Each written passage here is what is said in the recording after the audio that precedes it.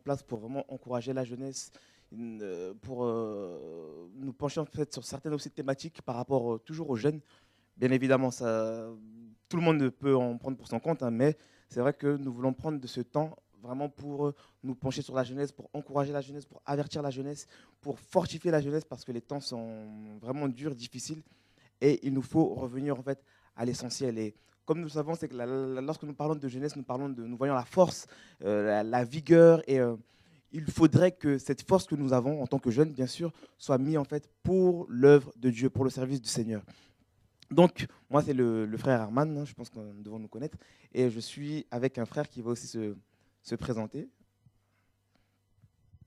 Bonsoir Arman. Donc, Donc, ouais, je m'appelle Philippe pour ceux qui ne me connaissent pas.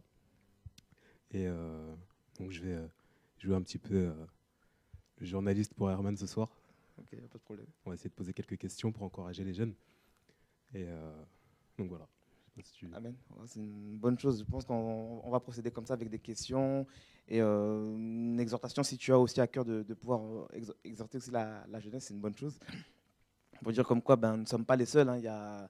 Il y a d'autres frères encore qui ne sont pas vus forcément, mais qui sont là et qui aiment le Seigneur. Et c'est toujours important de pouvoir s'encourager, en fait, tel que la Bible nous le demande, de nous exhorter aussi chaque jour pour ne pas que nous puissions nous endurcir par la séduction du péché. Et avant de commencer, j'aimerais juste nous inviter dans la prière, vraiment remettre ce temps entre les mains du Seigneur pour être vraiment éclairé par lui et être dirigé par lui. Donc, Seigneur, merci encore pour ton amour, pour tes bienfaits, Seigneur, pour ta grâce, Seigneur, que tu nous permets encore de pouvoir partager ta parole et de nous réunir encore autour de ta parole, Seigneur. Père de gloire, Père de grâce, nous avons besoin de toi, de ta vie, Seigneur. Viens encore nous éclairer, Seigneur mon Dieu, par ton amour, Seigneur mon Dieu. Papa, nous ne voulons pas être trompés par l'ennemi, nous ne voulons pas, Seigneur mon Dieu, faire la volonté du diable, mais nous voulons faire ta volonté, Seigneur mon Dieu. Nous voulons, Seigneur mon Dieu, nous soumettre à ton autorité, Seigneur mon Dieu, à ton royaume, Seigneur mon Dieu. Père, viens encore imposer ton règne dans nos cœurs, Seigneur mon Dieu, afin que nous puissions, Seigneur mon Dieu, pleinement vivre dans ta justice et ta sainteté, Seigneur mon Dieu, tous les jours de notre vie, Seigneur mon Dieu. Parce que tu es celui qui nous a rachetés, qui nous a délivrés de la puissance des ténèbres, Seigneur mon Dieu, pour nous conduire dans ton royaume, Seigneur mon Dieu, ton royaume de lumière, Papa, au nom de Yeshua. Et ce que nous voulons, Seigneur mon Dieu, c'est de pouvoir véhiculer ta lumière, Seigneur mon Dieu, en toute simplicité, Seigneur mon Dieu, en toute humilité, Seigneur mon Dieu, conformément à ce que nous disent les Écritures, Seigneur, au nom de Jésus-Christ. Amen. Donc voilà, nous sommes là ensemble pour pouvoir partager la parole. Et en tout cas, je bénis Dieu pour l'œuvre qu'il fait. C'est vrai, ce n'est pas facile. Oui, on le sait, il y a beaucoup de combats, mais nous avons un Dieu qui se glorifie malgré tout, en fait. Et comme vous le savez, comme nous le savons, nous avons le samedi des réunions de réveil ici à Évry. Et le Seigneur nous étonne chaque samedi. Et je tiens vraiment encore à le louer pour tout ce qu'il fait, pour toutes les délivrances, pour toutes les guérisons, pour cette jeunesse que Dieu touche aussi. Parce qu'il y a il y a de plus en plus de jeunes qui viennent, qui sont touchés. Et puis, il y a toutes sortes d'âges, hein. Et c'est vraiment, voilà, on voit en fait la parole s'accomplir. Et cette prophétie aussi dans Joël qui dit que les fils, dans les derniers temps, dans les derniers jours, les fils et les filles prophétiseront, les jeunes gens auront des visions. Et nous sommes dans cette génération où nous voyons cette prophétie en fait carrément s'accomplir, hein, s'accomplir sous nos yeux. Et je bénis Dieu pour ce qu'il fait. Moi-même, je suis jeune et en tout cas, on est là ensemble et on ne lâche pas, déterminé pour Jésus-Christ. Donc voilà, Philippe. Alors, parle-nous un peu déjà de toi, de ton témoignage, pour que nous puissions un peu quand même te connaître, parce que tu es jeune aussi, Ouais. comme moi. Et avant de pouvoir poser des questions, tout ça, encourage-nous un peu quand même par ton témoignage. Je pense que ça va, ça va en aider beaucoup quand même. Ok, alors moi pour ma part, mon témoignage un petit peu, je vais pas éviter d'entrer un peu dans les détails, mais simplement en gros. J'ai vécu donc dans une famille, je suis africain d'origine, donc de base, les Africains généralement ont cette culture de Dieu. Du coup, bon, malgré que le fait que mes parents n'étaient pas forcément de grands pratiquants, ils étaient quand même, ils avaient quand même cette pensée de Dieu, cette pensée du Seigneur. Et du coup, ils ont quand même essayé de nous inculquer ces choses-là, moi et mes sœurs, déjà étant petits, même s'ils ne pratiquaient pas forcément. Je me souviens encore quand on était petits, on allait dans certaines assemblées ici et là pasteur paganisé, je dirais. Je me souviens qu'on allait là-bas, moi personnellement, moi, c'était la guerre tous les matins pour y aller. Et quand on y allait simplement parce qu'on savait que les mamans des assemblées faisaient à manger à la fin, donc on allait manger, tout ça. Donc voilà un petit peu, ça c'était quand on était petit. Ensuite, le temps a passé, on a grandi. J'ai commencé à faire du basket. Ouais, j'étais très très attaché au basket. Le basket était vraiment mon dieu, je peux le dire. Et donc j'ai commencé voilà, à progresser petit à petit, à prendre du niveau. Entre-temps, j'étais séparé de mes sœurs. C'était la guerre un peu à la maison aussi. Mes parents étaient divorcés. Voilà, j'ai vraiment grandi dans un environnement assez perturbé, je dirais. Du coup, je me suis réfugié comme ça, me réfugier dehors avec des mauvaises compagnies qui fumaient de la drogue, des choses, plein de choses. Voilà, on traînait avec les grands qui nous encourageaient à vendre des choses pour eux aussi, tout ça, à voler des choses, voilà, toutes ces choses-là. Et petit à petit, donc, je commençais à m'enfoncer dans le noir, malgré le fait que, étant petit, j'avais quand même eu cette pensée de Dieu par mes parents qui étaient inculqués. Voilà, je commençais à m'enfoncer dans le noir et j'avais plus personne en fait pour m'aider entre guillemets, étant donné que mes sœurs ne vivaient plus avec nous à la maison, mes grandes sœurs, elles étaient parties à l'étranger et du coup voilà, j'étais un peu livré à moi-même. Mon père était malade, mes parents étaient divorcés, c'était vraiment pas bon. Du coup, j'ai essayé de me réfugier dans le basket, de trouver mon espoir dans le basket. Donc c'était vraiment tout le temps après l'école, basket, avant l'école. Parfois même je séchais les cours, je me souviens avec certains amis, on rentrait super tard le soir. Des fois ma mère ne me voyait pas toute la journée. Le soir, je me souviens, elle nous alignait, moi et tous mes potes, et elle nous mettait une petite gifle parce que bon, on avait quoi, on avait 14 ans et voilà, rentrer, sortir à 8 h du matin, rentrer à 23h30, c'est pas toujours terrible. Et donc voilà, j'ai commencé à m'attacher à ça. C'était vraiment toute ma vie. L'orgueil a été pris. J'ai commencé à faire des tests pour entrer dans les centres de formation, genre en professionnel. Et Dieu n'a pas permis à ce niveau-là. Et ce qui s'est passé, c'est que quand mes sœurs étaient à l'étranger, elles ont rencontré le Seigneur là-bas. Les situations ont fait qu'elles ont rencontré le Seigneur. Pourtant, quand je les ai quittées, quand elles nous ont quittées, elles étaient vraiment à fond dans le monde. C'était des... Bref, je sais pas... voilà. Et du coup, depuis là-bas, elles m'appelaient tout le temps au téléphone. Elles me parlaient de Dieu tout le temps. Je me disais, mais qu'est-ce qui se passe? Qu'est-ce qui leur arrive? Qu'est-ce qu'on leur a fait? Je me souviens que je disais encore à mon père, papa, ramène tes filles ici en France parce qu'on les a maraboutés là-bas, on leur a fait des choses vraiment graves, ils racontent n'importe quoi, elles me parlent de Jésus tout le temps, elles me prennent la tête avec ça, elles me parlent voilà, de sanctification, de choses bizarres comme ça. Je me disais, mais vraiment, on les a maraboutés, c'est pas bon, appelle même la police, papa, parce que là, c'est pas bon. Et donc, elles me racontaient plein de choses tout le temps, tout le temps, tout le temps, à tel point que j'ai commencé à, voilà, quand elles m'appelaient, et qu'elles commençaient à parler de Dieu, je commençais à, bon, déposer le téléphone à côté le temps qu'elles finissent. Je faisais mes choses à côté. Quand elles finissaient, je disais simplement ouais, ouais, t'as raison, amen, amen. Sans savoir ce que ça voulait dire, sans être conscient de la chose en fait.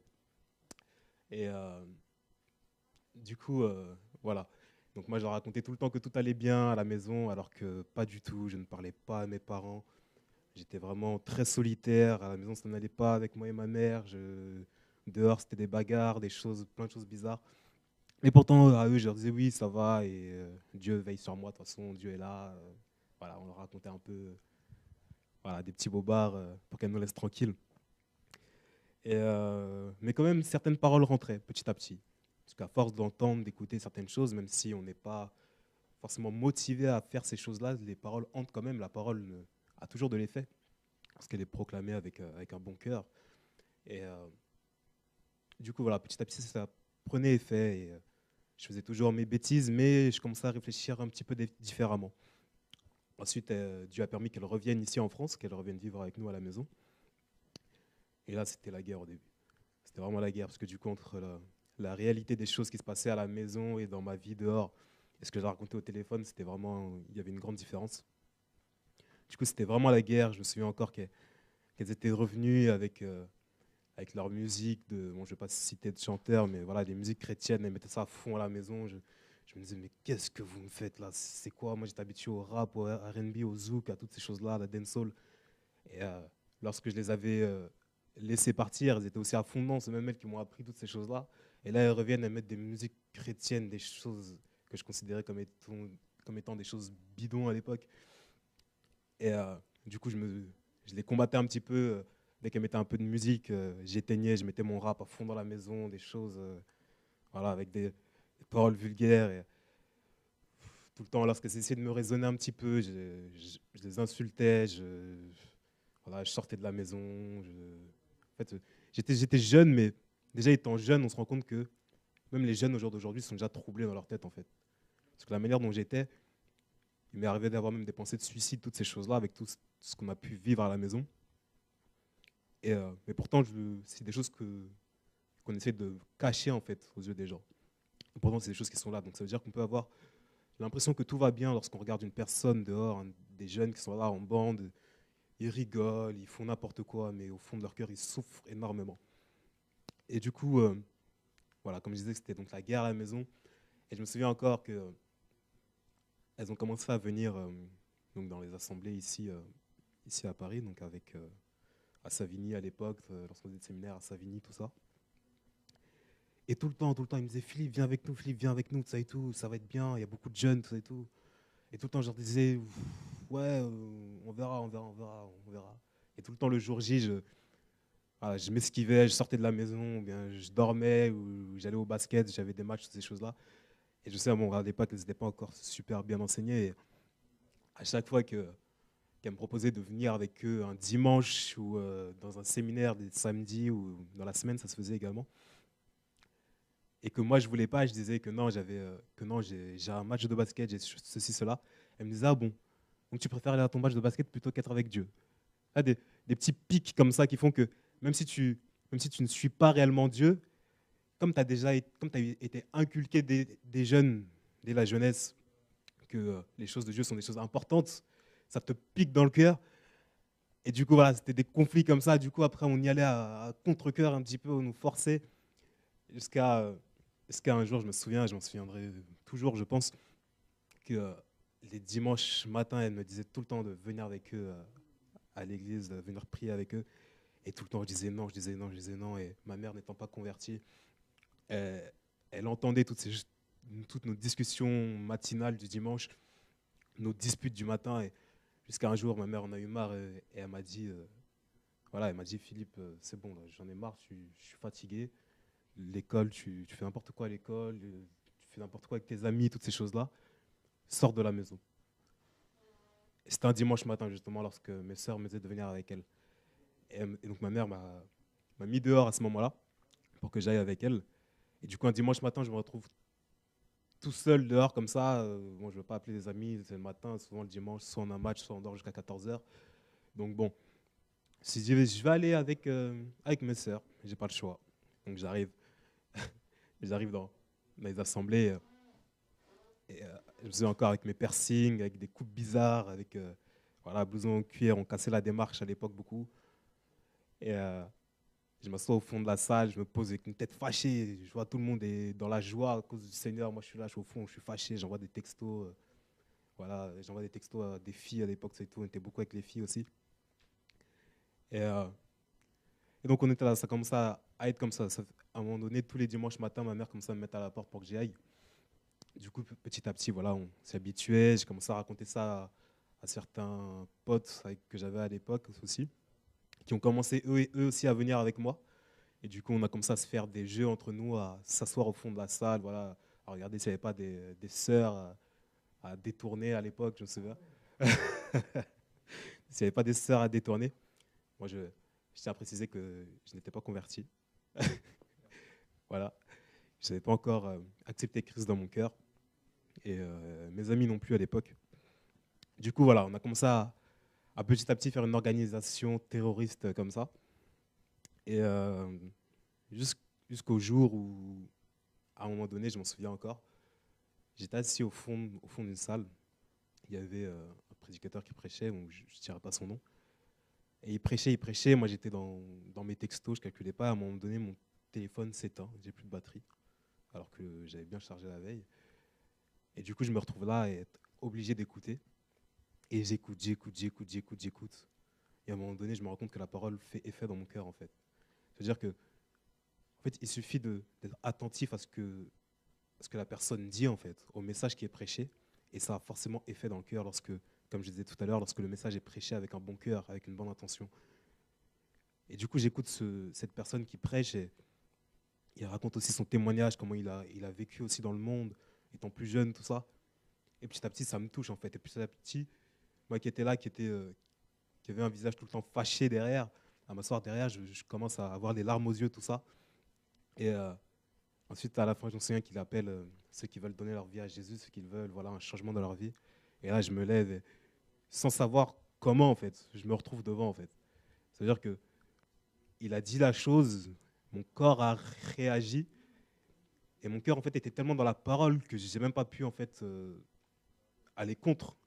Du coup, je me lève, je suis devant, et je me retrouve devant cet homme que je connais même pas, qui me demande comment je m'appelle, tout ça, il commence à prier pour moi, à avoir des paroles de connaissance sur ma vie, à décrire ma vie en priant. Et plus cette personne va prier, plus je vais être touché dans mon cœur. Je vais me dire, mais non, mais c'est pas possible. Donc Dieu existe vraiment, quoi. Et, euh, et donc voilà, ça m'a interpellé. Je me souviens que dès cet instant-là, j'ai vraiment décidé en fait, de changer toute ma vie en fait, directement. Parce que, étant donné que j'avais déjà cette pensée de Dieu étant plus jeune, là j'avais la preuve que Dieu existait avec toutes ces paroles de connaissance, toutes ces choses qu'il m'avait fait voir. Je me suis dit, non, c'est bon, même si je suis jeune et que ça ne sera sûrement pas évident, je vais quand même tenter le coup. Et si Dieu, tu existes vraiment, donne-moi la force de tenir ferme jusqu'au bout, en fait. Et du coup, à partir de là, j'ai commencé d'un seul coup, comme ça, à changer radicalement. Ma tenue vestimentaire a changé. Du blouson à cuir et des piercings, je suis passé à la chemise rose et au petit jean à l'époque. Et je me souviens que d'un seul coup aussi, mes amis étaient choqués. Je commençais à leur prêcher l'évangile. Je me souviens que je passais des soirées entières, des nuits sans dormir, à lire la Bible. J'avais soif de cette parole, en fait. D'un seul coup, et toutes ces choses-là, c'est pas par notre propre force, mais c'est Dieu qui met cette soif en nous, en fait. Parce que Dieu sait que nous sommes des hommes, qu'on est pécheurs, que certaines choses sont difficiles pour nous. Mais c'est lui qui fortifie les cœurs, c'est lui qui nous donne la force de faire les choses, c'est lui qui nous donne la force de prier, de lire sa parole, c'est lui qui nous donne la force lorsqu'il faut jeûner, lorsqu'il faut faire tout plein de choses. Et lorsqu'on est attentif à sa parole et qu'on veut réellement lui plaire, ben les choses se font naturellement en fait. Et du coup, voilà, petit à petit, c'est moi qui commence à prêcher mes amis d'un coup comme ça. C'est-à-dire que entre, bon, il y avait quand même certaines choses qui n'étaient pas encore totalement enlevées dans les attitudes, au niveau du langage, au niveau de certaines habitudes qu'on avait d'aller se battre, tout ça et tout. Ça veut dire que on va se battre et entre le chemin de la bagarre et notre point d'arrivée, voilà, je vais en même temps leur prêcher la parole en même temps, sans m'en rendre compte. Et du coup, eux-mêmes ils sont saoulés. Et Dieu permet que, voilà, que certaines situations qui font qu'on évite les bagarres, qu'on évite toutes ces choses-là, et qui me font grandir petit à petit, il permet que je sois isolé aussi, que je subisse des moqueries par rapport à mes amis, parce que à l'époque, j'ai toujours traîné avec des personnes qui étaient plus grandes que moi en âge. J'ai toujours été le plus petit à chaque fois. Mais bizarrement, j'ai toujours été celui qui dirige les autres. J'ai toujours été le leader du groupe. Et du coup, rempli d'orgueil, toutes ces choses-là, se retrouver là, à subir des moqueries, toutes ces choses-là, c'était pas évident. Mais j'ai dit non. Seigneur, vraiment, j'ai vu trop de choses. Ça faisait même pas un an, mais je me disais déjà que j'ai vu trop de choses pour reculer maintenant. J'ai trop parlé. En fait, mon orgueil, l'orgueil que j'avais dans le monde, en fait, au départ, m'a permis de continuer avec Christ. Parce que je me disais non. Je leur ai pas parlé de toi pour rien, en fait. Je leur ai dit des choses par rapport à toi. Je leur ai dit que tu étais vivant, que tu donnais la force d'avancer toutes ces choses-là. Et parce qu'ils se moquent de moi, je leur montrer que c'est possible. Et Dieu, bon, là, à ce niveau-là, c'était beaucoup d'orgueil. Mais Dieu, voilà, a permis que par là, en fait, que par les choses mauvaises, en fait, des bonnes choses sortent de cela, en fait. Et du coup, jusqu'à présent, il m'a fortifié toutes ces choses-là. Les choses, c'était pas toujours évident. Hein. On a subi des moqueries, des grandes déceptions, des menaces par la suite par rapport à l'évangile. Et, mais Dieu fait grâce. On est là toujours. On est là. Maintenant, ça fait. Moi, je suis arrivé ici, j'avais 14 ans et demi à l'époque. Aujourd'hui, j'en ai bientôt 20, par la grâce de Dieu. Et donc voilà, on est là, on tient et ça va continuer encore et jusqu'à son retour. Et même s'il ne revient pas maintenant, jusqu'à la mort. Et voilà. Amen. Comme quoi, c'est encourageant en tout cas, et c'est possible de servir Jésus étant jeune. Il n'y a pas d'âge pour commencer. Hein. C'est dès que tu es touché, tu vas dedans et puis c'est ça, cette confiance. Et j'aime bien cette confiance au Seigneur. C'est Seigneur, ben voilà, je suis là, on y va ensemble. Et c'est exactement moi aussi ce que je me disais. Je me disais, je n'ai pas quitté le monde pour repartir là-bas. D'ailleurs, repartir dans le monde, je ne savais même pas ce que c'était avant. Pour moi, parce que moi, c'était quelque chose que voilà, c'est inconcevable de repartir derrière. Tu t'es engagé, je me suis engagé, malgré que des fois, je tâtonnais un peu, mais je me suis dit, non, coûte que coûte, là, Seigneur, c'est avec toi. Donc tu dis, mais toutes ces personnes à qui tu as parlé, tout ça, là, après. Et moi, je me suis toujours dit une chose, hein, je ne laisserai jamais Satan danser sur ma tête.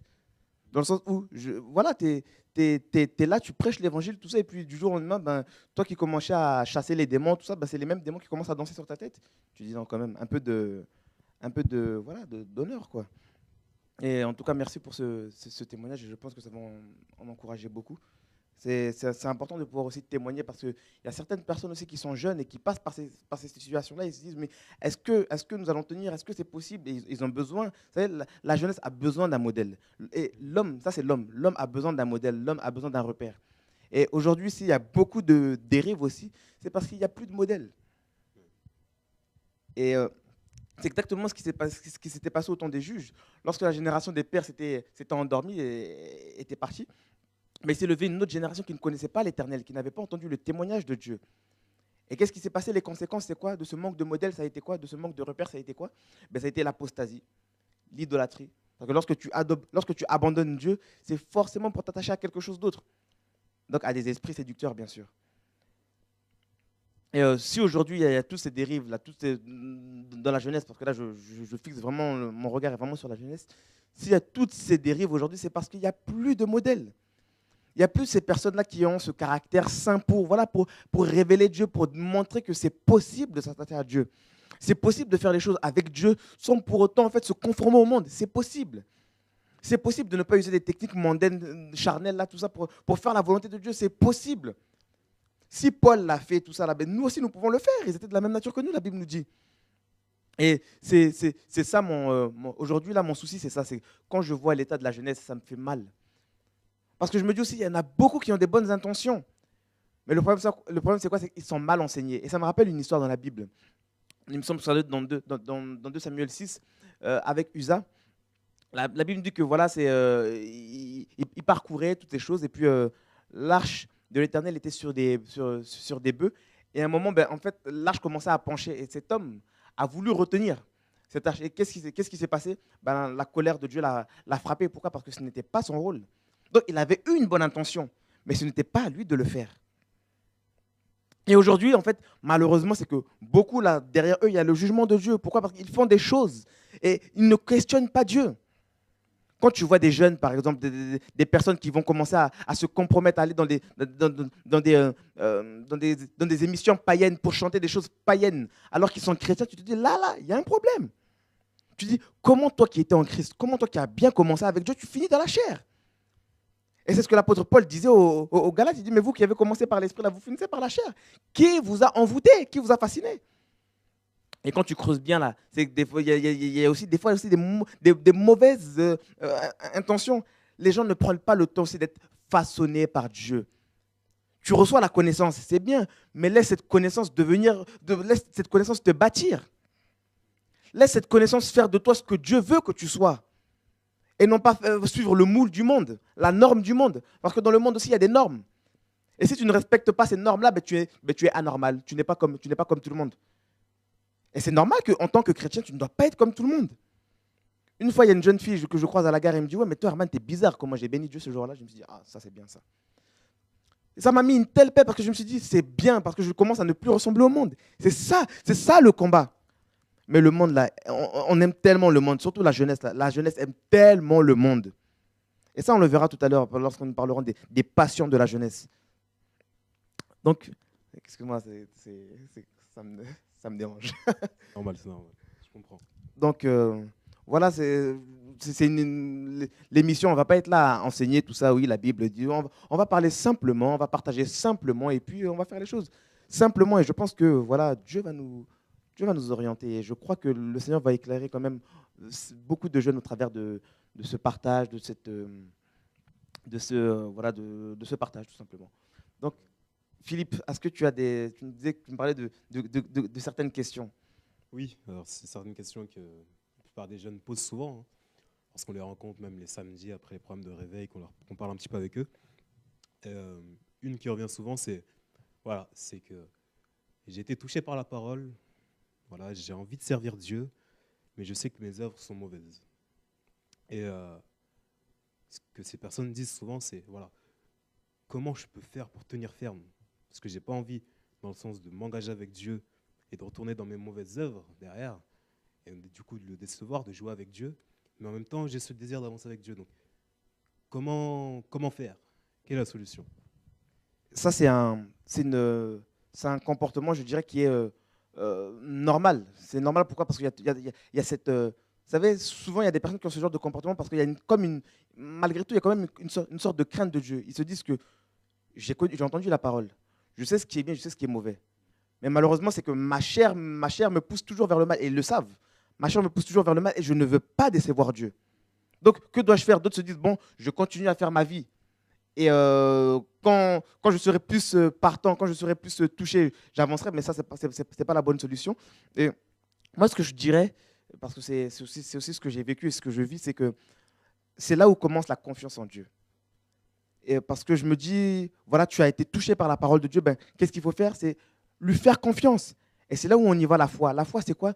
La Bible dit que la foi, dans Hébreux 11, on définit la foi par cette capacité, elle rend présente les choses qu'on espère. Et c'est une démonstration de celles qu'on ne voit pas. Et nous savons que d'après les Écritures, nous aspirons tous à la résurrection. La résurrection, 1 Corinthiens 15 nous en parle. À la résurrection, à l'enlèvement de l'Église. Et cette foi-là, en fait, te fait vivre maintenant, en fait, cette vie avec Dieu. Et parce qu'elle te fait vivre cette vie avec Dieu, ben, tu t'abandonnes entre ses mains et tu es conscient que c'est Dieu qui t'oriente. Et lorsque tu reçois l'Évangile, une chose qu'il faut se dire, c'est que il faut reconnaître que voilà, tu es pécheur, c'est sûr, mais Dieu est venu pour te justifier. Parce que la justice de Dieu, c'est quoi? C'est qu'il n'y a aucun juste dans le monde, pas même un seul. Mais Jésus est venu en fait pour te justifier, pour me justifier. Donc, ça veut dire que quels que soient les péchés que tu as pu commettre dans le passé, en fait, Jésus-Christ est venu pour te justifier auprès du Père. Ça veut dire que grâce à Christ, en fait, tu as cette capacité, tu peux de nouveau maintenant te rapprocher de Dieu. Et maintenant que tu es auprès de Dieu, dans sa présence, ben Dieu peut te... Voilà, Dieu te garde. Parce que la Bible le dit dans Jude, là-bas, à celui qui peut nous préserver de toute chute. À Dieu seul, à lui seul la gloire, bien sûr. Donc, c'est Dieu qui nous garde. C'est Dieu qui nous justifie et il faut lui faire confiance. Et moi, j'ai toujours marché comme ça. Je me suis dit que si Dieu a pu garder les autres, si Dieu a gardé mes grands dans la foi, c'est que moi aussi, il peut me garder. Pourquoi? C'est ça la foi, c'est tu lis les Écritures. Comment Paul, un homme, peut dire que j'ai achevé la course, tout ça, maintenant la couronne de justice m'est réservée? Il était de la même nature que moi. Élie était de la même nature que moi. Lorsque nous lisons dans Hébreux 11, les héros de la foi, ils étaient de la même nature que nous. Mais ce que Dieu veut, c'est quoi? C'est que nous puissions lui faire confiance. Parce que souvent, on dit quoi? On dit non, je ne vais pas y arriver, je ne vais pas y arriver, je ne vais pas y arriver, alors qu'on n'a même pas essayé. Essaye, livre-toi entre les mains du Seigneur et tu verras. Mais comme Dieu aussi, avec Dieu on n'échoue pas, ben, tu te rends compte que en fait, ben, les choses, en fait, voilà, tu y arrives. Et moi, c'est ce qui s'est passé avec moi en 2006. Voilà, je me suis dit, bon, ok, je me lance. Et puis jusqu'à maintenant, par la grâce du Seigneur, on est là, on tient ferme. Et puis, entre-temps aussi, le Seigneur nous a fait vivre des choses extraordinaires. Mais bien sûr, pour qu'on puisse vraiment s'attacher, mais ce sont des choses qui sont réelles.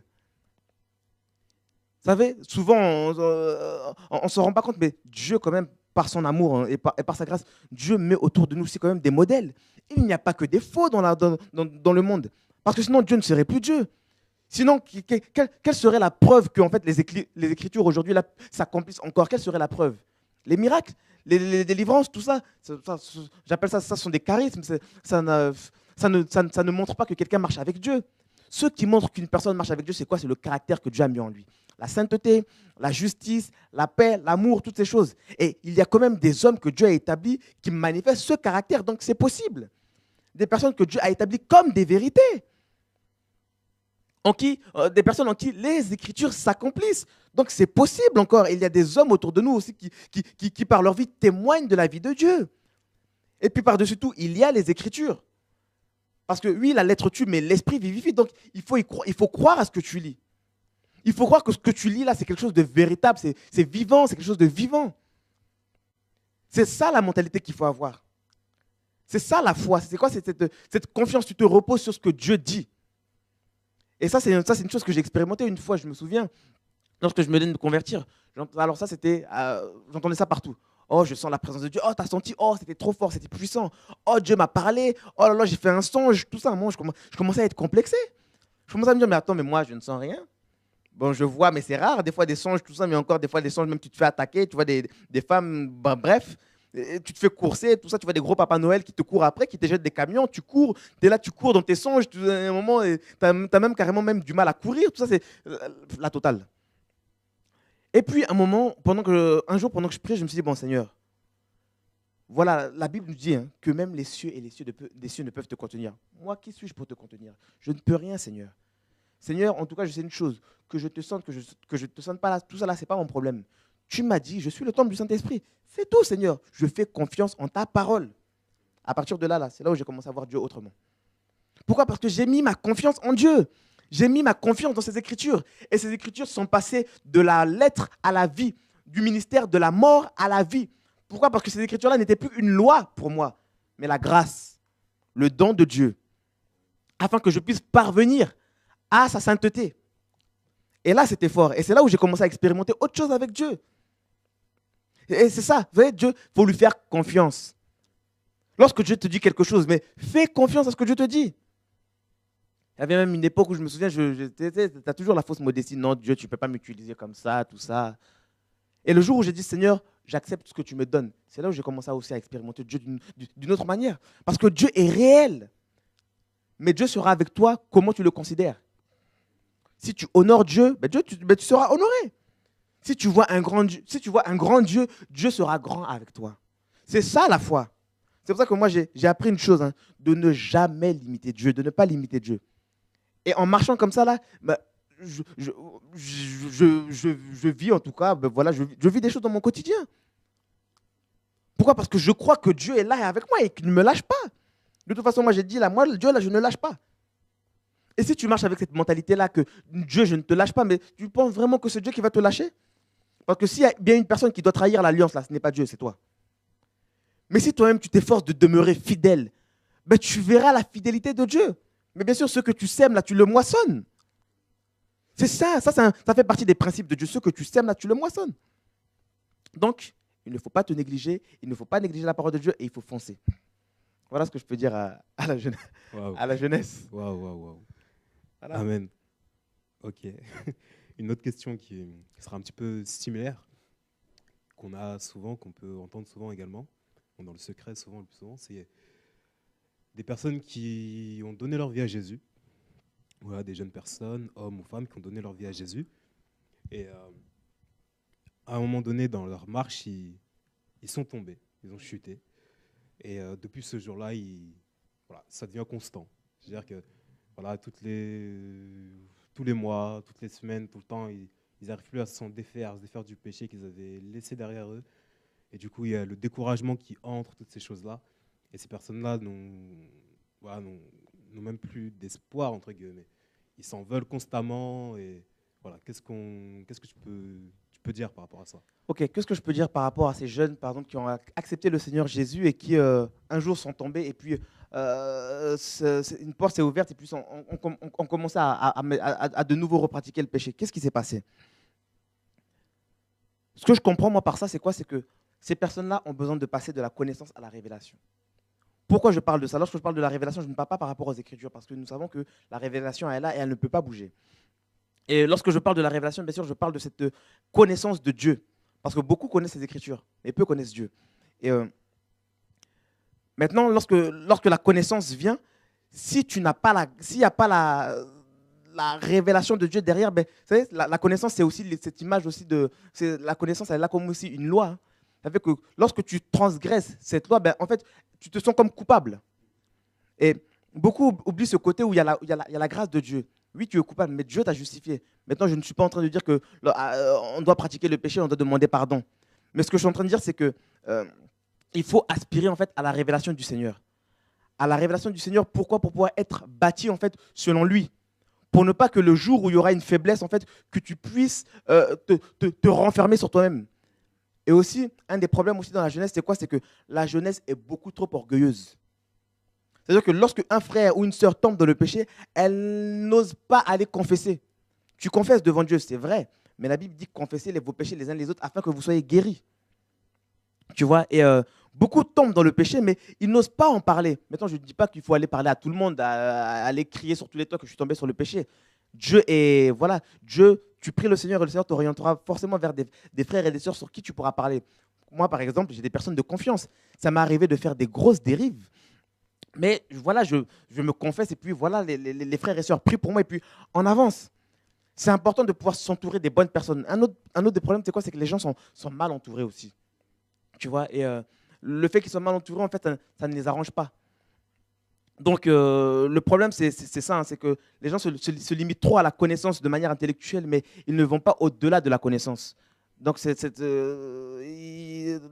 ont la connaissance des Écritures, mais ils n'ont pas forcément la connaissance du Dieu de la grâce, le Dieu d'amour. Et c'est sûr que lorsque tu as la connaissance aussi du Dieu d'amour, la grâce te pousse à renoncer au mal. Tu vois, et parce que tu tomberas, donc l'esprit en toi te mettra pas à l'aise. Tu vois, comme la Bible le dit, la tristesse dans 2 Corinthiens, la tristesse selon Dieu t'amène à la repentance. Tu vois, donc si réellement tu aimes Dieu, ben, lorsque tu pêches comme ça, ben, il faut aller confesser, faut aller parler pour que des frères et sœurs puissent prier pour toi. Pour ne pas que ça commence à devenir comme un mécanisme, une routine, parce qu'après là, c'est cuit. Après, là, pour se relever, ça c'est compliqué. Moi, j'ai connu un frère une fois, un frère qui, je vous assure, lorsque je l'entendais prier, je tremblais. Il fallait voir lorsqu'il prophétisait, c'était sérieux. Lorsqu'il évangélisait dans le train, là, ça ramenait là. Waouh, il y avait quelque chose. Mais une fois, je l'appelle et je savais, le Seigneur me disait qu'il était tombé dans la masturbation. Et, comme il ne voulait pas trop en parler, et à un moment, il a été pris dans un lien. Et puis, petit à petit, il a commencé à s'éloigner du Seigneur. Jusqu'à aujourd'hui, il est dans le monde. Pourquoi? Parce qu'il n'a pas su se défaire, il a eu peur de s'ouvrir, il a eu honte. Et souvent, là, lorsqu'on tombe dans le péché comme ça, il y a cette honte. Pourquoi? Parce qu'il y a tellement la connaissance aussi. Et il y a tellement l'orgueil, c'est qu'on n'ose pas s'humilier. Et la Bible dit quoi? Dieu résiste aux orgueilleux, mais il fait grâce aux humbles. Donc, la grâce de Dieu se manifestera en fait quand tu t'humilieras. Donc, il faut savoir s'humilier. C'est important. Il faut savoir parler, s'ouvrir. Souvent, non, mais tout ça, souvent, ça c'est le langage de la jeunesse. Non, seul Dieu peut me juger. Non, Dieu, non, oui, mais seul Dieu peut te juger, mais Dieu, le Saint-Esprit, habite dans les gens. Donc, il faut savoir parler, s'ouvrir. Si on a toujours ces regards-là, non, mais Dieu, au bout d'un moment, on va passer à côté. Un exemple, dans Acte 9, il me semble, avec Saul, Jésus se révèle à Saul, tout ça, il tombe aveugle, tout ça, on le conduit dans une maison. Dieu aurait pu lui redonner la vue directement. Mais Dieu est passé par un disciple, Ananias, pour pouvoir aller prier pour lui. Alors que Dieu, le pire, c'est que Dieu, avant, lui avait parlé. Dieu avait parlé à Paul. Mais Dieu a quand même pris un disciple pour aller prier pour lui. Dieu aurait pu parler à Corneille directement dans Acte 10. Mais qu'est-ce que Dieu a fait? Il est passé par Pierre. Vous voyez? Donc, il y a plein d'exemples comme ça dans la Bible. Donc, ça nous montre que Dieu aussi agit au travers des hommes. Et ça, on ne peut pas le nier. Et ça fait partie des principes de Dieu. Le problème aussi dans la jeunesse, c'est que la jeunesse aime trop les révélations. Elle aime trop le mystique, alors qu'une révélation n'exclut pas les principes de Dieu. Ça, c'est important. C'est-à-dire qu'il y a des principes qui sont là, qui sont établis. Quelle que soit la révélation que tu as, que tu peux recevoir, Dieu est dans ses principes. Et Dieu ne se défait pas de ses principes. C'est tout. Donc, c'est important de la confession. C'est important de confesser son péché, bien sûr, à des personnes de confiance. Hein, parce qu'aujourd'hui, tu peux dire quelque chose à quelqu'un et puis demain, toute ta vie est exposée. Hein, que ce soit des frères ou même des pasteurs. Donc, voilà, des personnes que Dieu va te montrer. Et aussi, bien sûr, il faut aussi te repentir sincèrement devant le Seigneur. Et puis, voilà, demander aussi la prière des frères et sœurs. Parce que derrière la prière, là, il y a une force que le Seigneur nous donne aussi. Donc, c'est important de pouvoir, de pouvoir prier et puis être bien entouré aussi. Être bien entouré aussi, c'est important ça. Amen, amen. C'est intéressant ce que tu dis d'ailleurs, parce que moi, ce que je rajouterais même, c'est que dans le monde, la plupart des gens qui ont été dans le monde à un moment donné, on avait cette mentalité de combattant tout le temps, de gagnant de ces choses-là. Et dès qu'on arrive en Christ, c'est comme si en fait, les chrétiens devenaient tous des femmelettes en fait, à un moment donné. C'est-à-dire qu'ils perdent courage en tout, dès qu'il y a un moindre souci, voilà, ça pleure, ça décourage. Ça revient à ce que tu disais tout à l'heure, lorsque tu disais que lorsque tu as commencé, tu te disais que voilà, tu ne pouvais pas te laisser piétiner par Satan, en fait. Voilà, Et c'est ça, lorsque tu tombes et que tu te prends un coup, en fait, que tu te ramasses quelque chose de gros sur toi, et ben relève-toi et tourne-toi vers Dieu. Et comme il a dit, tu te confesses, tu te tournes vers Dieu et tu dis, voilà, maintenant j'ai compris, j'ai fait une erreur, et par cette erreur, maintenant j'avance. Je sais que voilà, que c'est pas bon, je regarde, je vois mes failles, je vois mes erreurs, je me rends compte du pourquoi je suis tombé dans cette chose-là, pour pouvoir ne pas recommencer la prochaine fois, en fait. Et me dire que voilà, que maintenant je vais accepter ma vie avec Christ, je vais accepter de souffrir avec lui. Et peu importe ce que ça me coûte, voilà, je ne retomberai plus jamais dans ce péché-là. Et Dieu aide. Dieu aide. Dieu, voilà, il ne laisse pas tomber ses enfants. Mais bon, bref, c'était juste un commentaire. Moi, je suis journaliste ce soir. Et une autre question, qu'est-ce que tu peux dire par rapport à ces... Souvent, on voit certains frères et sœurs, certains chrétiens qui publient, qui peuvent publier des photos sur Internet, sur des réseaux sociaux, toutes ces choses-là, ou voilà, avec des photos qui dégagent totalement la séduction, parfois on peut le voir, avec du maquillage à outrance, toutes ces choses-là, et qui se servent de certains versets bibliques pour justifier leurs photos, entre guillemets, voilà, pour leur servir de couverture, en fait. On a pu voir certaines photos voilà, de certaines sœurs qui dégagent totalement la séduction avec un but qui n'est pas l'évangélisation, ou dans ce cas-là, il faudrait revoir peut-être la méthode. Mais voilà, en disant que une petite photo sensuelle avec un petit verset biblique, je suis la merveilleuse créature de Dieu, Dieu m'a fait parfaite. Voilà, qu'est-ce que tu peux dire par rapport à ça un peu Est-ce que c'est correct? Est-ce que voilà? Est-ce que c'est correct? Est-ce que c'est correct? Ben, je dirais, ben, de toute façon, vous savez, au fond de nous, on sait ce qui est correct et ce qui n'est pas correct. Et pour moi, ça c'est un truc c'est une des choses qui, excusez-moi, mais qui m'énerve un peu. Pourquoi? Parce que je me dis, on se sert du nom de Dieu pour faire sa pub. On se sert du nom de Dieu pour faire sa pub, comme tu le disais, en fait, ça n'a rien à voir avec l'évangélisation, hein. Et malheureusement, je le vois dans beaucoup de réseaux sociaux, je vois les jeunes là-dessus et je me dis, mais Seigneur, je me rends compte qu'il y en a beaucoup en fait, qui ne sont pas convertis. Pourquoi? Parce que déjà, dans un premier temps, tu ne peux pas que tu puisses mettre des photos, tout ça, bon, ok, dans le but de...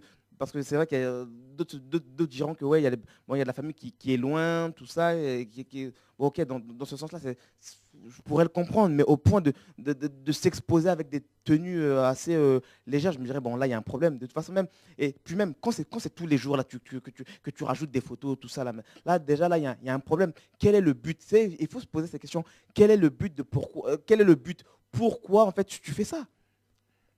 Je vois là dans les réseaux sociaux, je vois des jeunes, et même des prophètes, des pasteurs, tout ça, des vrais mannequins. Et tu te dis, mais quel est, quel est quel est le, c'est à la fois drôle, mais c'est à la fois triste. Quel est le but, en fait? Pourquoi tu fais ça? Et puis le pire encore, la totale, c'est quoi? C'est que tu vois des gens aussi qui mettent des versets, seul Dieu peut me... ou sinon des phrases, seul Dieu peut me juger, tout ça, des versets bibliques, invoque-moi et je te répondrai, tout ça, alors que tu vois des décolletés, tout ça, tu dis, tu dis ok, tu dis ok. Et en fait, je me dis, c'est dommage, pourquoi? Parce qu'il y a des personnes qui sont faibles, tu vois, et qui voient ce genre de choses. Et comment tu veux que ces personnes-là puissent s'accrocher? Tu vois, et puis, il y a pas que ça aussi. Et puis, il y a tous les commentaires aussi. Oui, au lieu de maintenant de commenter le verset, les personnes commentent, oui, tu es belle, ma soeur, tu es belle, ma soeur, tu es bon, mon frère, tout ça, au lieu de commenter le verset biblique. Donc, on voit que c'est la confusion. C'est ça, c'est la confusion. C'est la séduction, c'est le monde. Et on voit comment, en fait, le monde se retrouve dans le cœur de beaucoup de chrétiens. Beaucoup de personnes se conforment au monde.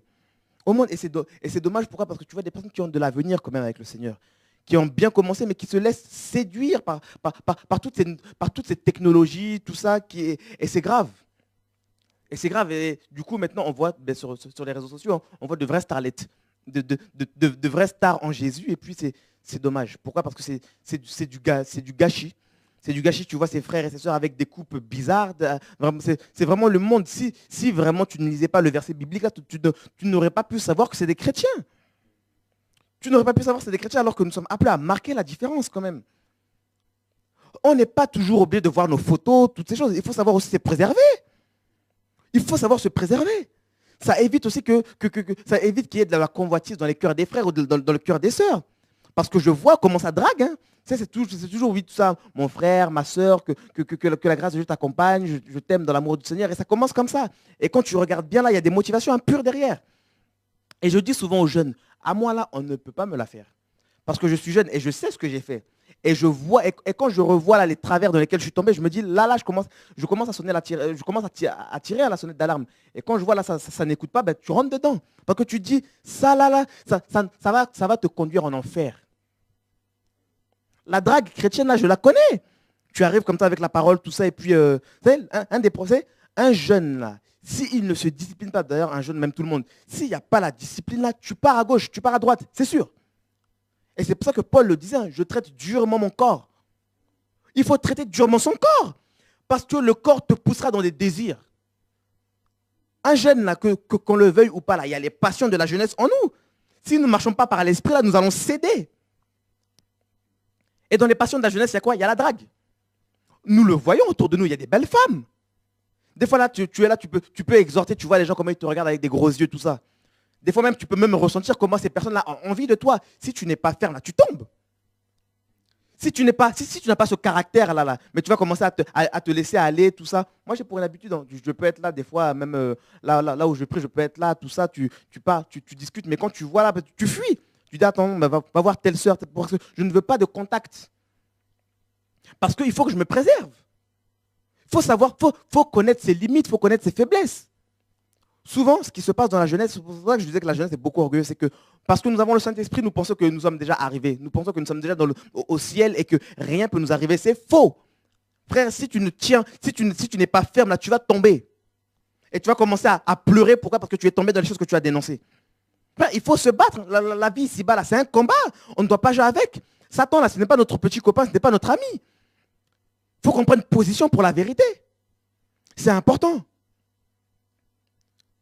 Parce que le jour où il y aura une soeur qui va commencer à te faire des avances, là, si tu ne la rejettes pas, là, c'est toi-même, tu vas commencer à être pris dans le piège. Parce que les paroles, la chair là, aime ça. Les belles paroles, la chair aime ça. Si tu n'es pas ferme, là, tu vas tomber. La foi vient de ce qu'on entend. C'est-à-dire que même l'apostasie, là, le péché, là, ça vient de ce que tu entends. Elle va commencer à te dire, tu es beau, tout ça. En tout cas, tu me plais. Ta tête là va commencer à tourner. Là, si tu n'es pas ferme, là, si tu ne parles pas, si tu ne confesses pas, là, tu vas tomber.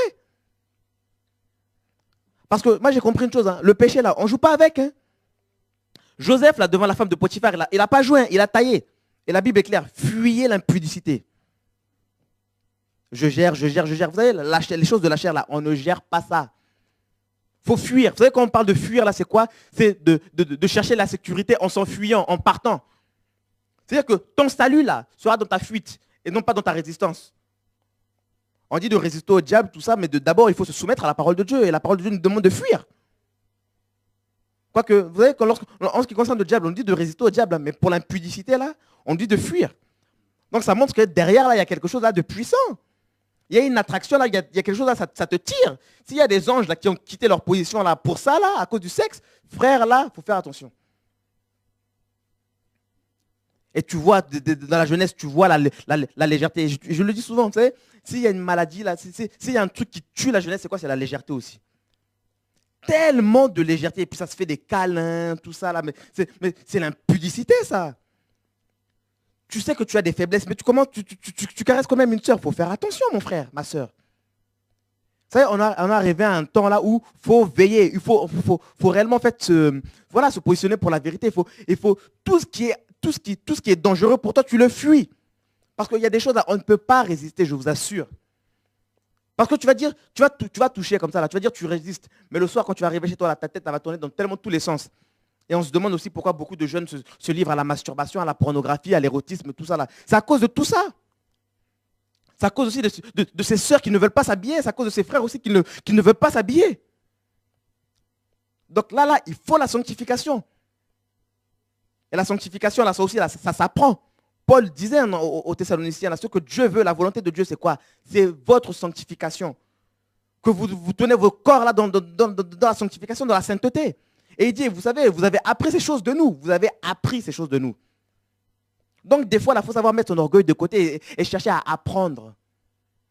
C'est bien de regarder les prédicateurs, tout ça, là. C'est bien de vouloir prêcher, de vouloir manifester l'onction, tout ça. Mais c'est aussi mieux hein, de s'asseoir, d'apprendre pour pouvoir hériter du caractère de Dieu, le caractère de Dieu, la sainteté, la justice.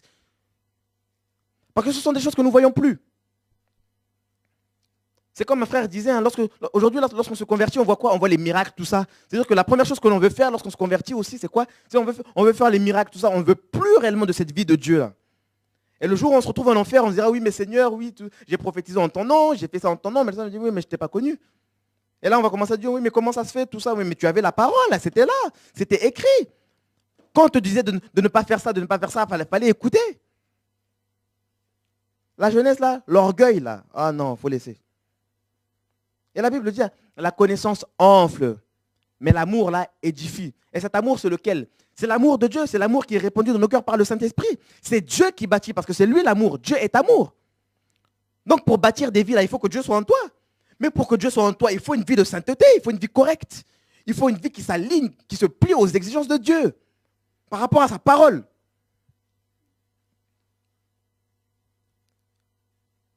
La jeunesse. Voilà, ça fait mal quand tu vois des jeunes qui se détournent. Pourtant, il y en a qui ont des bons cœurs. Hein. Mais il y en a, voilà, il y a le problème, c'est quoi? C'est qu'il y en a qui sont mal enseignés. Il y en a qui sont mal enseignés. Et puis il y en a d'autres, comme je le disais tout à l'heure, qui sont mal entourés. Ça fait que une personne là, qui fait n'importe quoi, toi qui suis là, si tu le vois comme un grand frère, tu feras aussi n'importe quoi, forcément comme lui. Et c'est pour ça qu'on se retrouve dans nos églises, hein, on se retrouve avec quoi? Du rock chrétien, du rap chrétien, du freestyle. Ça fait des freestyles chrétiens, du hip-hop chrétien, ça fait de la danse chrétienne, du hip-hop, du breakdance chrétien, comme si Dieu, Jésus, avait besoin du hip-hop pour toucher les gens. Alors que la Bible nous dit que c'est par la prédication de l'évangile de Christ. C'est la prédication de l'évangile de Christ qui est une puissance pour le salut de quiconque. On n'a pas dit que c'est la danse, on n'a pas dit que c'est le rap ou autre. Un homme de Dieu disait, mais tu vois, est-ce que tu vois réellement Michael en train de faire du rock, du rap chrétien devant le trône de Dieu? Est-ce que tu vois ça, toi, réellement? Et on copie le monde. On voit maintenant, on voit des leaders chrétiens qui sont là comme des vrais stars mis en avant, et c'est le monde.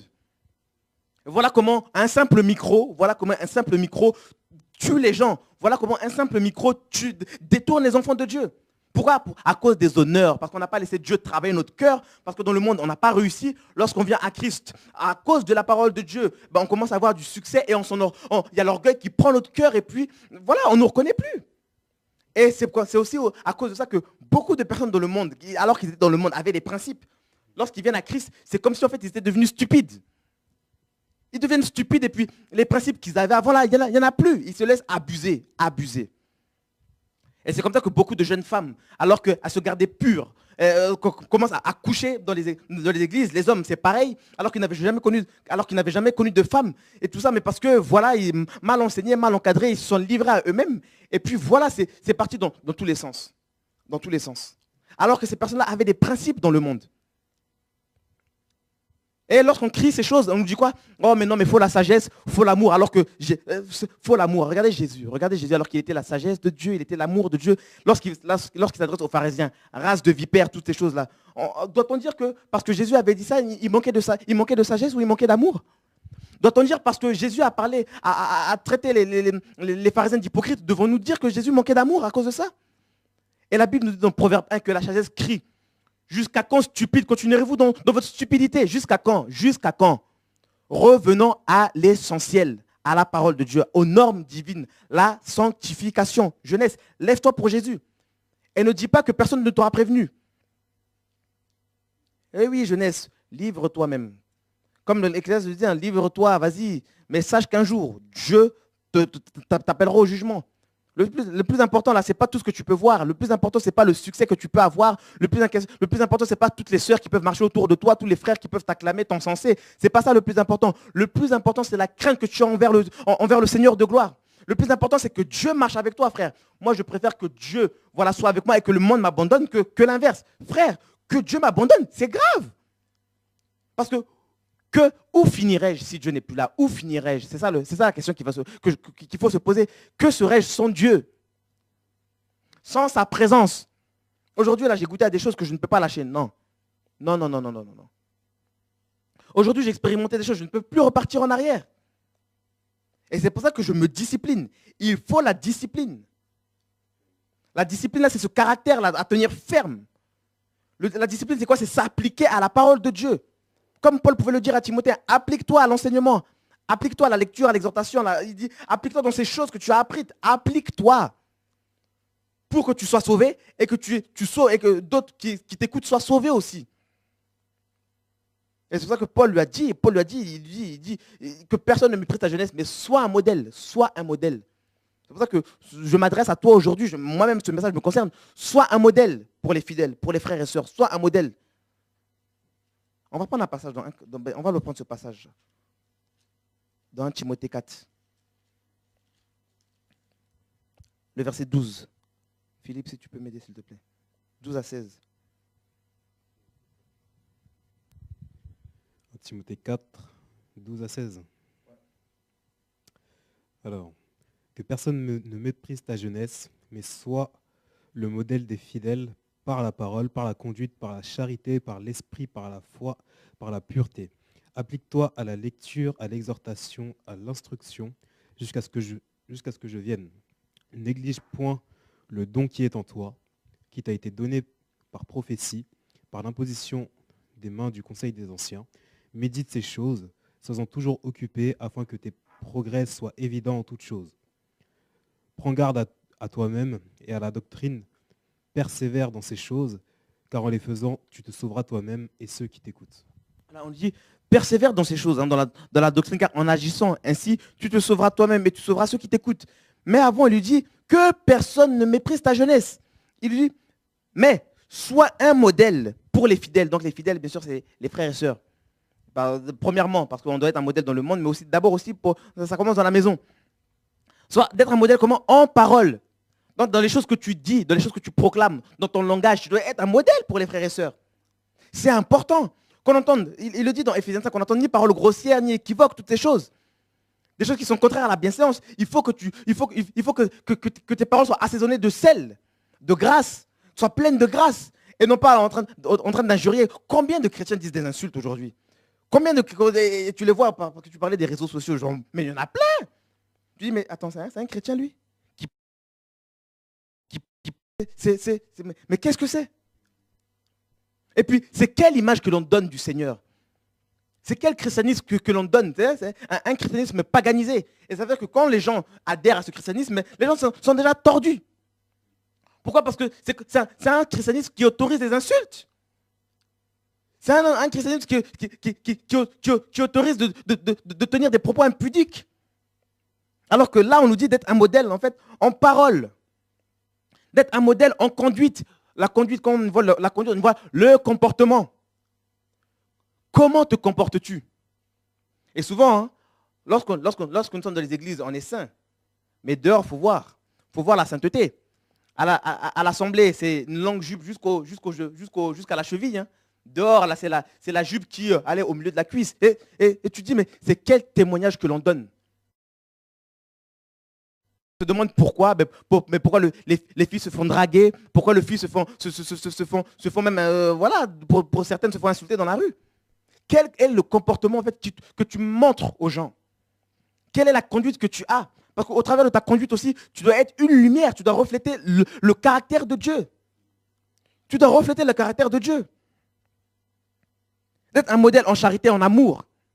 Par l'amour, par cet amour-là, selon Dieu, c'est cet amour qui est désintéressé. C'est cet amour qui n'attend pas forcément en retour. C'est-à-dire que quand même on peut te faire du mal, toi, il faut que tu fasses le bien. Il faut que tu puisses supporter le mal, voilà, par le bien, surmonter le mal, par le bien, comme la Bible le dit dans Romains 12. On nous parle d'être un modèle en foi. Et lorsqu'on y voit la foi, on y voit bien sûr la fidélité, on y voit aussi les épreuves. Parce que c'est au travers des épreuves que Dieu va aussi tester ta fidélité. Donc, lorsque les épreuves viennent, il faut que tu puisses tenir ferme pour que les gens voient que c'est possible. C'est ça un modèle en foi. Un modèle en pureté. Lorsqu'on voit la pureté, on voit ce qui est saint, ce qui est la moralité, ce qui est pur. Hein, on parle encore d'être un modèle en esprit encore. Hein, et c'est cet homme, cette femme spirituelle capable de juger, d'éprouver, de juger les œuvres des ténèbres, de les condamner, comme la Bible nous le demande. Aujourd'hui, tu vois les œuvres des ténèbres, mais c'est là, c'est comme si en fait, tu y participes. Non, moi je dis, là, tout ça, là, c'est fini. Parce qu'on ne peut pas caresser le mal. Moi, je veux que la sainteté de Dieu puisse rester dans ma vie, puisse se manifester dans ma vie, puisse reposer dans ma vie. Je ne veux pas jouer avec le péché, mais non. Et puis, il dit jusqu'à ce que je vienne, applique-toi à la lecture, à l'exhortation, à l'enseignement. Occupe-toi de ces choses, donne-toi entier à elles, afin que tes progrès soient évidents pour tous. Donc oui, tu dois progresser, tu ne dois pas rester un bébé spirituel. Et oui, tu ne dois pas rester un bébé spirituel. Si dans le passé, on pouvait te dire, arrête, ne fais pas ci, ne fais pas ça, ne fais pas ci, ne fais pas ça. Et si aujourd'hui, là encore, 3 ans après, 4 ans après, 10 ans après, on te redit encore la même chose, il y a un problème. Là, tu dois revoir ta conversion. Je suis d'accord qu'il peut y avoir des problèmes, là, qu'il peut y avoir des difficultés par rapport au péché, parce que nous sommes tous faibles et c'est Dieu qui nous fait grâce, je suis d'accord. Mais au point de toujours retomber, de pratiquer le péché comme ça, il y a un problème. Il faut quand même commencer à se réveiller, à tirer la sonnette d'alarme, demander de l'aide aux frères et sœurs pour recevoir la prière et pour recevoir la délivrance, parce que c'est sûrement un démon. Après, il y a cette différence, bien sûr, entre la possession démoniaque et l'oppression. Donc c'est sûr que maintenant, voilà, tu peux être oppressé, mais il est bon pour des frères de se rassembler ensemble, pour pouvoir prier, pour pouvoir recevoir des paroles d'encouragement, tout ça, des paroles prophétiques. C'est important, ça aussi. Et ne pas rester toujours là dans son coin, tout ça, parce qu'il y a aussi les chrétiens aussi, qui, eux, c'est eux et Dieu. Donc eux, ils sont dans leur coin, ils font tout dans leur coin. Ils font tout dans leur coin. Et puis, ça commence à aller sur Internet, ça commence à enseigner des choses qu'ils n'ont eux-mêmes même pas vécues. Ça, c'est la jeunesse. Elle entend quelque chose elle entend quelque chose alors qu'elle n'a même pas expérimenté. Elle se précipite à répéter les choses comme un perroquet alors qu'elle n'a même pas vécu la chose. On n'a plus besoin de ça. Ce que nous voulons là aujourd'hui, là, c'est la vie de Dieu.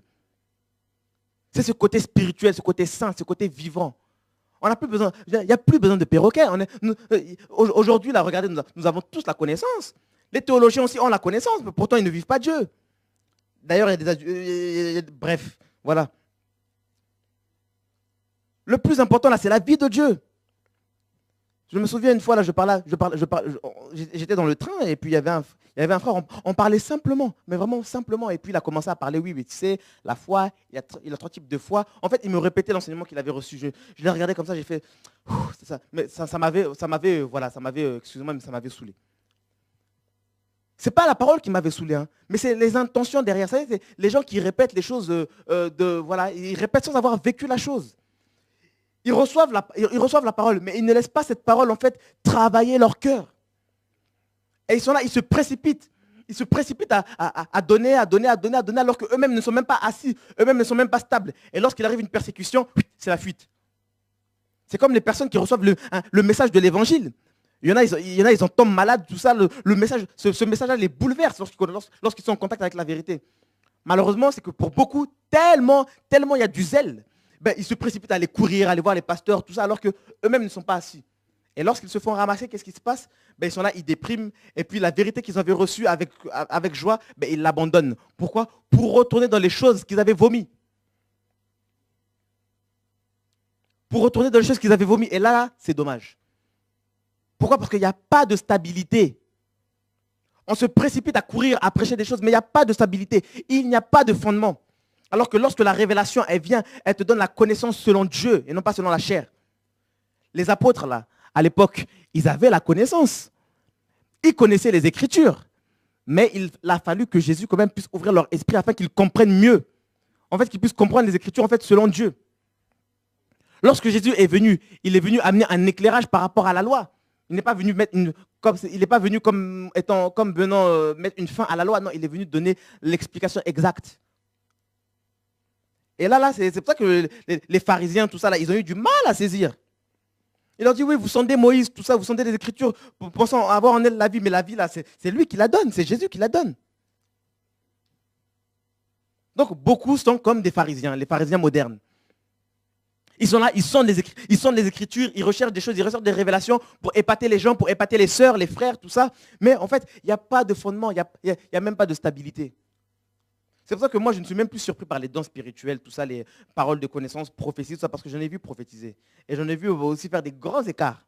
Moi-même, là, ça m'est arrivé, la parole de connaissance, toutes ces choses-là. Mais de faire des écarts Donc ce n'est pas le don, ce n'est pas les dons spirituels, ce n'est pas les manifestations qui sauvent, qui gardent. Non, non, non, non, c'est pas ça. Que personne ne nous trompe.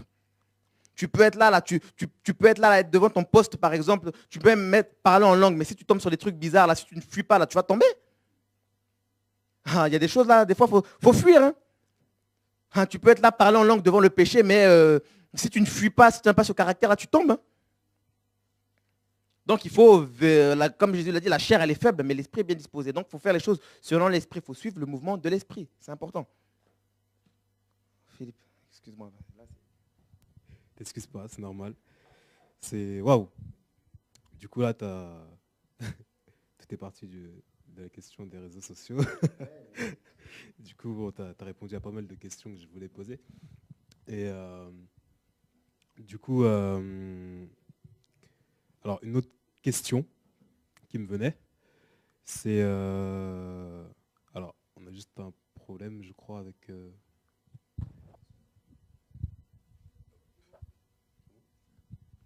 Ok. Alors, excusez-nous. Alors, juste une question par rapport à tout ce que tu dis, c'est qui me venait beaucoup, parce que tu parlais de modèles. Et c'est vrai que c'est important d'avoir des modèles. Paul dira également de soyez mes imitateurs. Et est-ce que tu peux juste insister sur la façon de comprendre cette chose-là?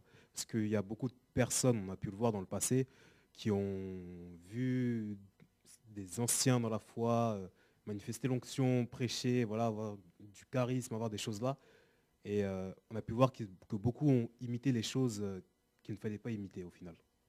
Et ont délaissé certaines choses importantes. Par exemple du charisme et du caractère, toutes ces choses-là. Voilà, beaucoup de personnes s'attachent beaucoup au charisme de la personne, parce que la personne dégage, sa manière de rigoler, sa manière de marcher, d'avoir une gestuelle plutôt qu'au fruit. Est-ce que tu peux juste voilà, nous préciser un peu ces choses-là, la manière dont il faut imiter ces modèles-là? En fait, en travers de ta question, tu as un peu donné la réponse. Comment imiter, par exemple, si les personnes, déjà, ce qui est sûr, c'est qu'il faut toujours comparer les modèles en fait, au modèle parfait que nous avons, c'est Jésus-Christ. Tu vois, Paul pouvait dire, soyez mes imitateurs comme moi je le suis de Christ. Donc la référence, le modèle de base, c'est Jésus-Christ. Et bien sûr, comme nous sommes le corps de Christ, il y a des personnes aussi qui ont ces caractères selon Dieu. Maintenant, le truc, c'est que souvent, on a pris l'habitude de regarder les gens de loin. Tu vois, de regarder les gens de loin. Et c'est sûr que quand tu regardes les choses de loin, tu peux occulter certains détails. Et c'est en te rapprochant en fait, que les détails en fait, se profilent. Hein, c'est en se rapprochant que tu vois, on va dire, certains détails. En fait, et certains détails en fait, deviennent d'autant plus évidents. Tu vois. Et pour prendre, pour témoigner de ça, pour apporter un petit témoignage, moi quand je me suis converti, en fait, j'aimais beaucoup ce qui est... je me souviens, quand j'ai lu le livre des Actes, je me suis dit, Seigneur, tu m'as appelé à vivre ces choses. Et en regardant des vidéos, tout ça, j'aimais beaucoup la puissance de Dieu, tu vois, les dons spirituels, toutes ces choses. Et puis, c'est vrai qu'après un moment, le Seigneur a commencé à m'utiliser dans ces choses-là. Pourquoi? Parce que j'aspirais aussi à ces choses. Hein. Et puis, je voyais aussi, j'avais ces modèles aussi autour de moi. J'avais ces modèles où je voyais la puissance, tu vois. Tu pries pour les gens tombent, tout ça. Waouh, c'est beau, la délivrance, tout ça, comment les délivrances pouvaient s'opérer dans l'esprit, tout ça, avec des paroles de connaissance, tout ça, le discernement. Waouh, t'es là, t'es content. Et je désirais ces choses. Et le Seigneur a permis que je puisse me rapprocher d'un homme de Dieu aussi, et que je puisse voir les détails de sa vie. Et c'est là où le Seigneur a commencé à réformer en fait ma façon de voir les choses. Que le plus important là, ce n'est pas l'extérieur, mais c'est l'intérieur. Le plus important là, c'est quoi? C'est la profondeur, c'est l'intimité avec Dieu, la communion avec Dieu. Et c'est là où le Seigneur a commencé à me parler de la communion. Et en parlant de la communion, le Seigneur a commencé à me parler de sa sainteté. Et j'ai commencé à me rendre compte qu'en fait, que beaucoup manifestaient les dons spirituels, tout ça là. Mais derrière là, il n'y avait pas le caractère saint.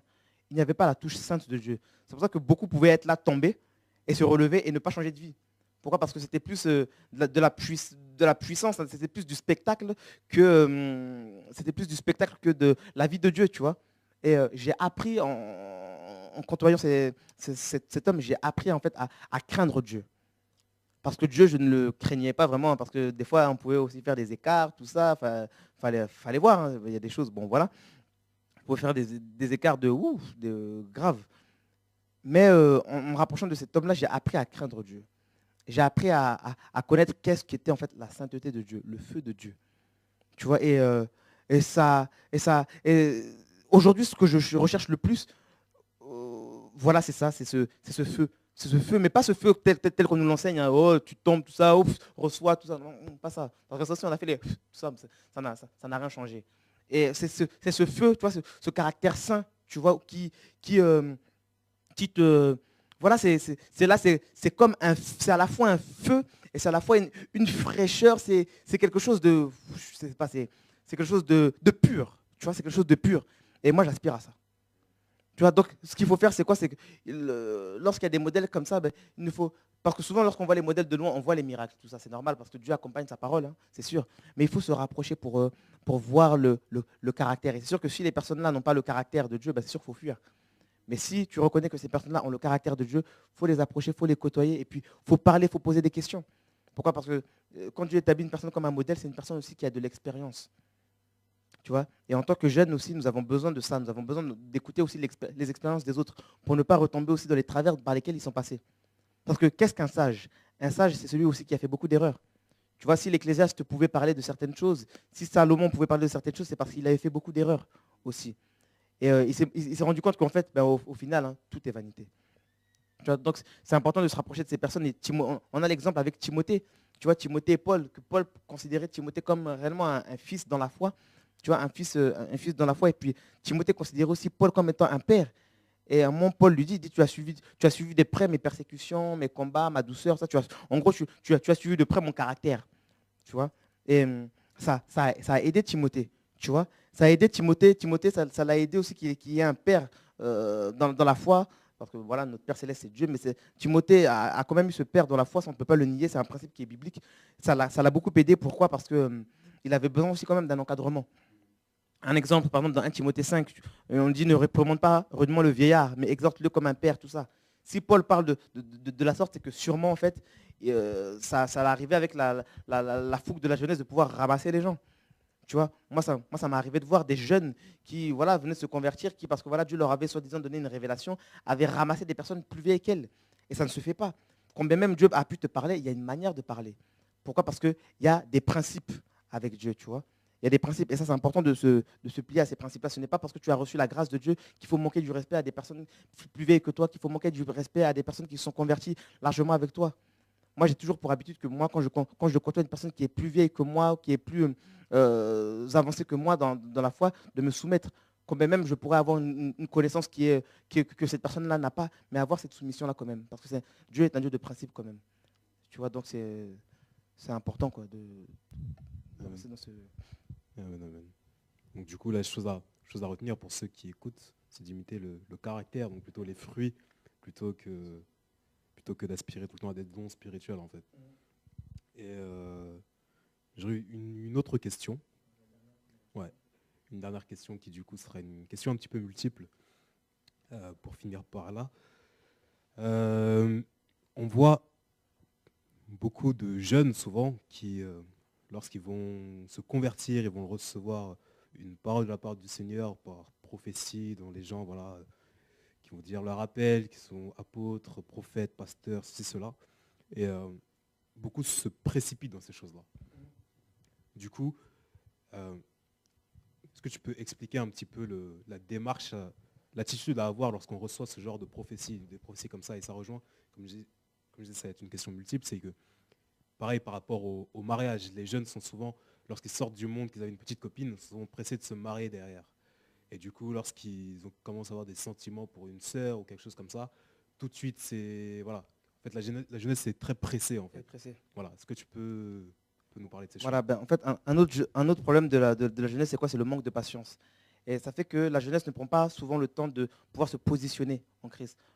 Tu vois, parce que la Bible dit que voilà, Dieu nous a emmenés nous a positionnés dans les lieux célestes, tu vois, en Christ. Il nous a fait asseoir dans les lieux célestes en Christ. Et lorsqu'on voit s'asseoir dans les lieux célestes, c'est quoi? C'est le positionnement.